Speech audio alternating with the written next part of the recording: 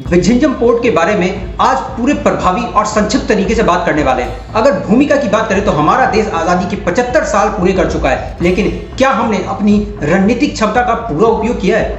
क्या भारत अपनी समुद्री सीमाओं को लेकर के सजग और मजबूत हुआ है? इन सवालों का जवाब हमें मिलता है भारत के दक्षिणी सिरे पर स्थित एक बंदरगाह परियोजना से, जिसका नाम है विझिंजम पोर्ट।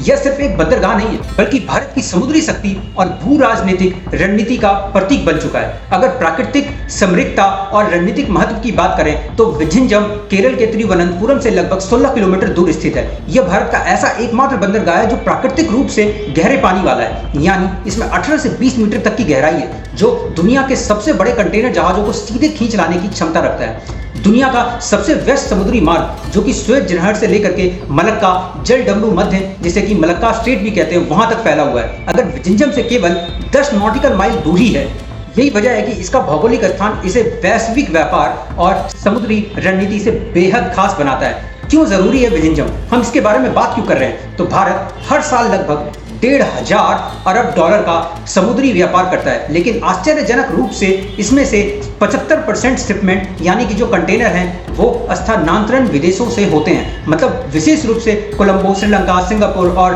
पोर्ट क्लांग, जो कि मलेशिया में है, ऐसे बंदरगाहों से होकर के गुजरते हैं। इसका नुकसान सिर्फ आर्थिक नहीं है, बल्कि रणनीतिक भी है। विदेशी बंदरगाहों पर निर्भरता का मतलब यह है कि युद्ध या संकट की स्थिति में हमारा व्यापार एकदम रुक और ठप सा हो जाता है। विझिंजम इसी निर्भरता को खत्म करने की दिशा में एक बहुत बड़ा कदम है।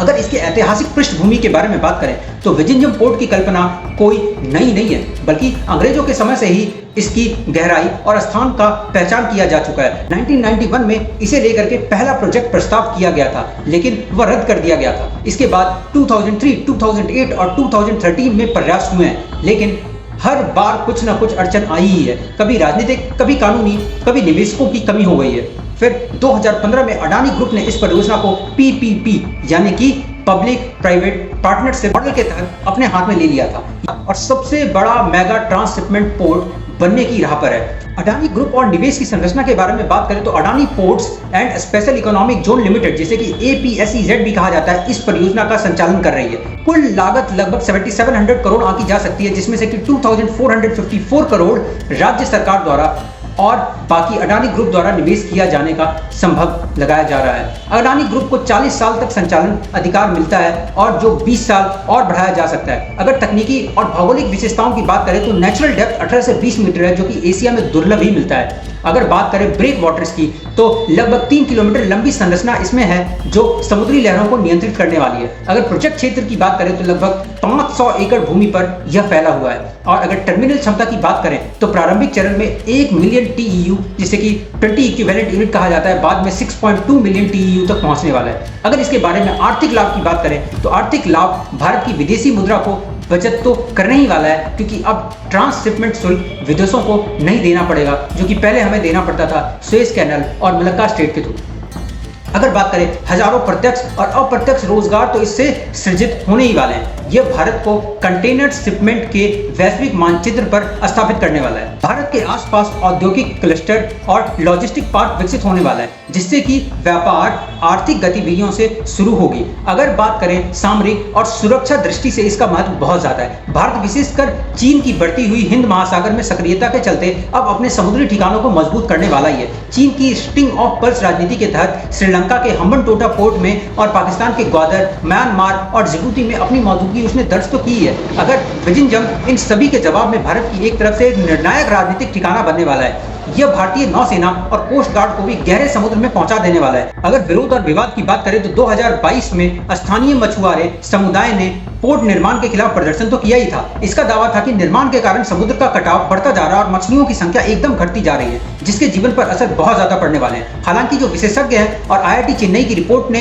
इस पर यह प्रभाव डाला है कि इन प्रभावों का मुख्य कारण प्राकृतिक तटीय परिवर्तन है, न कि पोर्ट निर्माण। सरकार ने मछुआरों के पुनर्निवास और मुआवजे की योजना बनाई है और अंततः निर्माण कार्य फिर से शुरू होने वाला है। अगर श्रीलंका और कोलंबो के लिए चुनौती की बात करें तो श्रीलंका का कोलंबो पोर्ट इस समय दक्षिण एशिया का ट्रांसशिपमेंट हब है। भारत के कुल ट्रांसशिपमेंट कंटेनरों का 60% यहीं से होकर के गुजरता है। विझिंजम के चालू होने से यह भारत में स्थानांतरित हो सकता है, जिससे श्रीलंका को आर्थिक झटका बहुत बड़ा लग सकता है। इसीलिए श्रीलंका ने भी कोलंबो पोर्ट को विस्तार देने के लिए अडानी ग्रुप को आमंत्रित किया है, उन्हें इनवाइट किया है, ताकि वे भारत के कार्गो को कोलंबो में बनाए रख सकें।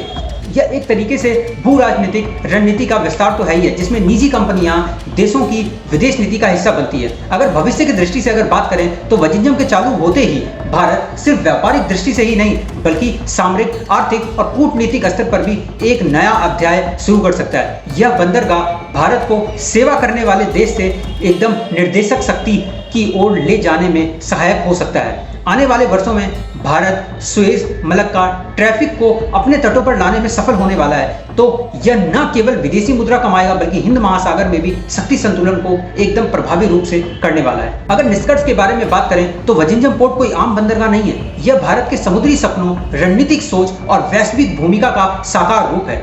यह एक ऐसा मोर्चा है जहां भारत न केवल व्यापारिक दृष्टि से, बल्कि सामरिक, भू राजनीतिक और राष्ट्रीय सुरक्षा के स्तर पर अपनी उपस्थिति दर्ज करने वाला है। आई होप आपको ये वीडियो समझ में आया होगा और अच्छा लगा होगा। Thank you so much.